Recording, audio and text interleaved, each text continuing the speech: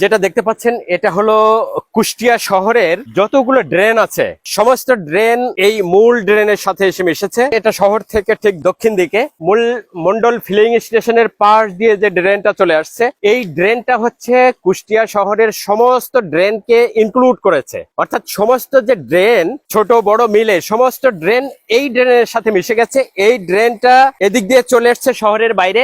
এটা হলো মূল পয়েন্ট। এইখানে এটাকে সাইফন বলে।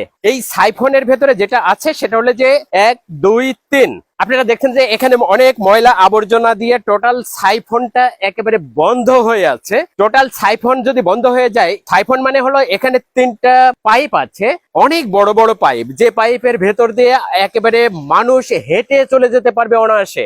একটা হাতি হেঁটে চলে যেতে পারবে, ঘোড়া হেঁটে চলে যেতে পারবে। এত বড় বড় 3টা পাইপ এই সাইফনের ভেতরে বসানো আছে। 1 2 3 3টা পাইপ বসানো আছে। অর্থাৎ শহরের সমস্ত ড্রেনের যত ময়লা আবর্জনা, যত পানি আছে, সমস্ত পানি বের হয়ে যাওয়ার এটা হলো একমাত্র পয়েন্ট। এই পয়েন্টটা এভাবে ময়লা দিয়ে আটকানো। এরপরে রয়েছে জিকে প্রজেক্টের একটি ক্যানেল। এই ক্যানেলের নিচে দিয়ে, জিকে প্রজেক্টের ওই ক্যানেলের নিচে দিয়ে এই সাইফনের যে 3টা পাইপ, বড় পাইপ, এই পাইপ দুটো চলে গেছে ওপারেও আবার এরকমের সাইফন করা আছে, রাইট? এখান থেকে কমলাপুর চলে গেছে, কমলাপুরে তারপরে এটা গড়াই নদী অথবা ডাকুয়া নদীতে মিশেছে এখান থেকে 5-7 কিলোমিটার দূরে। এটা হলো শহরের যাবতীয় নিষ্কাশনের যে ড্রেন গুলো রয়েছে, সেই ড্রেনের একটা মাত্র মুখ। সেই মুখটা হলো এভাবে মেডিকেলের পশ্চিম পাশ অর্থাৎ মন্ডল ফিলিং স্টেশনের পাশ দিয়ে যে মূল ড্রেনটা চলে আসছে, এখানে সাইফন বসানো আছে। এর জন্য দায়ী আমরা নিজেরা। আমরা যারা ড্রেনের ভেতরে ময়লা আবর্জনা ফেলি, পলিথিন ফেলি, বোতল ফেলি, আমরা যারা এই যে এখানে আশেপাশেও দেখা যাচ্ছে যে অনেক গাছের ডালপালা, পলিথিন, তারপরে আরো নানান রকমের টুকরো কাগজপত্র সবকিছু আমরা ড্রেনে ফেলে দেই। যার কারণে এই যে ড্রেন গুলোতে গাছগাছালি হয়ে গেছে, এগুলো পরিষ্কার করারও কোনো পৌর কর্তৃপক্ষ নাই। তার মানে এগুলো দেখার কেউ নাই, যার ফলে এখানে পলিথিন দিয়ে নানান ধরনের আবর্জনা দিয়ে আটকানো মূল সাইফনের কাছে। আবার সাইফনটা যেখানে বড় বড় 3টা পাইপ বসানো আছে, এই পাইপ গুলো এত বড় যে এর ভেতর দিয়ে হাতি ঘোড়া হেঁটে চলে যেতে পারে। মানুষ তো বটেই, একদম সোজা করে হেঁটে চলে যেতে পারবে একটা হাতি যদি ছেড়ে দেওয়া হয়। তবু এই রকমের 3টা সাইফন এখানে বসানো আছে, কিন্তু সাইফনের যে প্রবেশ পথ, সেই মুখের ভেতরে দেখেন কি রকমের ময়লা দিয়ে আটকানো। এখানে সব ধরনের ময়লার সন্ধান এখানে পাওয়া যাবে। এখানে একটা কলার ভেলাও রয়েছে, অনেক কিছু আছে। এই সমস্ত ময়লা আবর্জনা দিয়ে সাইফনের যে পানি প্রবেশের যে মুখ, সেই মুখ পুরাটা বন্ধ। আমরা গত বছরে দেখেছিলাম যে কুষ্টিয়া ডিসির যে সরকারি বাংলো রয়েছে সেটি তলিয়ে গিয়েছিল বন্যার সময়, বর্ষার সময় যখন অতিবৃষ্টি হয়। এসপি মহোদয়ের যে বাড়ি, কুষ্টিয়ার এসপির যে বাড়ি, সেই বাড়িটাও গত বছর বন্যায় তলিয়ে গিয়েছিল, সেখানে পানি উঠেছিল।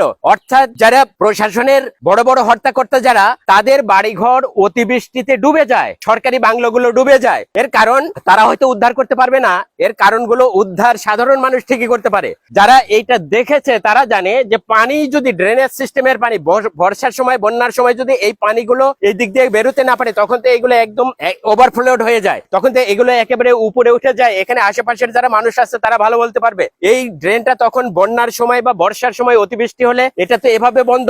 তাহলে এই যে বড় বড় পাইপ, এটা যদি বাইরের দশা এই অবস্থা, নিশ্চয়ই পাইপের ভেতরে এই ময়লা আবর্জনাগুলো ঢুকে আছে। এগুলো বেরোনোর কোনো রাস্তা খুঁজে পাচ্ছে না। এগুলো বের করে পরিষ্কার পরিচ্ছন্ন করা, পুরা ড্রেনেজ সিস্টেমটা পরিষ্কার পরিচ্ছন্ন করার কুষ্টিয়ার পৌর কর্তৃপক্ষ এটা দায়িত্বশীল। তারা এটা করে না। যুগ যুগ ধরে, বছরকে বছর ধরে এইভাবে চলছে। তাহলে কুষ্টিয়া যে একটা আধুনিক শহর হিসেবে গণ্য করা হবে, কোন মাপকাঠিতে সেটা হবে, কোন ক্রাইটেরিয়াতে হবে, এটা হওয়ার কোনো সুযোগ নাই। এইটা হলো আমাদের একটি শহর যেটার ড্রেনেজ সিস্টেমটা এরকম। যখন বন্যার সময় বা বর্ষার সময় অতিবৃষ্টি হয় আষাঢ় শ্রাবণ মাসে, তখন শহর ডুবে যায় বা রাস্তাঘাট ডুবে যায়। একটুখানি বৃষ্টি হলে পরে শহরের সমস্ত, এখন যে এই অবস্থাটা রোধ করতে হলে পরে এই সময়, এখন যে গরমের সময়, শীত চলে গেল, এই সময় এখন বৃষ্টি নাই, এই সময় এগুলো পরিষ্কার করার উপযুক্ত সময়। আশা করি যথাযথ কর্তৃপক্ষ, পৌর কর্তৃপক্ষ, ডিসি সাহেব, এসপি সাহেব এই বিষয়গুলোর দিকে ফোকাস দিবেন, এইটার দিকে নজর দিবেন। অন্যান্য বিষয়ের উপরে নজর দিয়ে কোনো লাভ নাই। শহর পরিষ্কার পরিচ্ছন্ন বা বন্যা থেকে রোধ বা অতিবৃষ্টির পানি থেকে শহরকে রক্ষা করা, এগুলো সম্ভব না যদি ড্রেনেজ সিস্টেমটা ক্লিয়ার করে দেওয়া যায়, যদি এই সাইফনটা যদি পরিষ্কার পরিচ্ছন্ন করে দেওয়া হয়, তাহলে সবকিছু ওকে হবে। পানি নিষ্কাশনের, শহরের সমস্ত পয় নিষ্কাশনের এটাই হলো একমাত্র পথ। আপনি কি এই এলাকার মানুষ?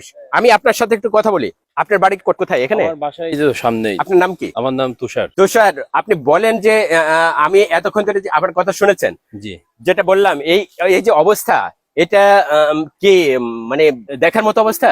কোনো দেখার মতো অবস্থা না। সিচুয়েশন তো বর্ষাকালে আরো বেশি খারাপ হয়। এখন তো এইভাবে পানি যাচ্ছে, বর্ষাকালে শহরের মধ্যেও তো পানি ওইভাবে দ্রুত এখান থেকে বের হতে পারে না। আবার বৃষ্টির সময় আপনার এই রোডেও পানি উঠে যায় রীতিমতো। হ্যাঁ, আর সেটাই। গত 5 বছরে একবার আমি দেখছি যে পৌরসভা থেকে পরিষ্কার করছে, গত 5 বছরে। 5 বছরে, অর্থাৎ 5 বছর আগে একবার করেছিল। হ্যাঁ হ্যাঁ, আর তারপর করে আর নাই। এর মধ্যে আর কিন্তু করি আমাদের নাই। তো ঠিকই ট্যাক্স নেয় অবশ্যই, এবং নতুন সবকিছু নতুন আমরা ট্যাক্স দিচ্ছি। ধার্য হয়। অবশ্যই নতুন অবশ্যই। নতুন ট্যাক্স এখন তো প্রশাসক আছে, এখন তো পৌর মেয়রও নাই, না না, কোনো কাউন্সিলর নাই, এখন আছে হলো প্রশাসক। মানে এদের জন্য কাজ করাটা সহজ, এদের জন্য প্রজেক্ট বের করা সহজ। কাউন্সিলর থাকতেও যে অবস্থা ছিল, এখন না থাকা অবস্থায় সেই একই অবস্থায় আছে। তার মানে কেউ তো দেখে না, কোনো চেঞ্জ নাই, ওইভাবেই চলতেছে। এখন এই যে বৃষ্টি নাই, মাসের পর মাস বৃষ্টি নাই, তাহলে এখনই তো এগুলো পরিষ্কার পরিচ্ছন্ন করার অবশ্যই উপযুক্ত সময়। উপযুক্ত সময় এখন। আপনি কি মনে করেন যে পৌর কর্তৃপক্ষের দায়িত্বে যারা আছে তারা এখন এটা করবে, বা এটা করা উচিত? এখানে করা উচিত। টোটালি 3টা সাইফনের যে 3টা বড় বড় পাইপ এখানে আছে, অবশ্যই করা উচিত, কিন্তু এটা হচ্ছে আপনার 21 নম্বর ওয়ার্ড। এটা হচ্ছে পৌরসভার হচ্ছে সর্বশেষ হচ্ছে ওয়ার্ড, এটা বুঝছেন। আচ্ছা। তো যার কারণে দেখা যাচ্ছে এদিকে ওইভাবে কারোরই দেখাশোনার মতন সময় নাই, সবাই শহর নিয়ে ব্যস্ত। এটা আউটসাইড, কিন্তু এটা তো পৌরসভার মধ্যে। কিন্তু এই জায়গাটা যদি, হ্যাঁ, সারা শহরের পানি আপনার এই দিক দিয়ে কিন্তু বেরোয়। ওই জন্য এই দিকে যদি তারা, মানে পানি বেরোনোর আর তো কোনো রাস্তা নাই, না এটাই না তো না, একমাত্র জায়গা। এটাই একমাত্র রাস্তা। ওই জন্য এটা আমি মনে করি যে সব সময় সারা বছর এখানে ঠিক রাখা উচিত। হ্যাঁ, ঠিক রাখা উচিত, যার জন্য ধন্যবাদ ভাই। বর্ষাকালে আপনার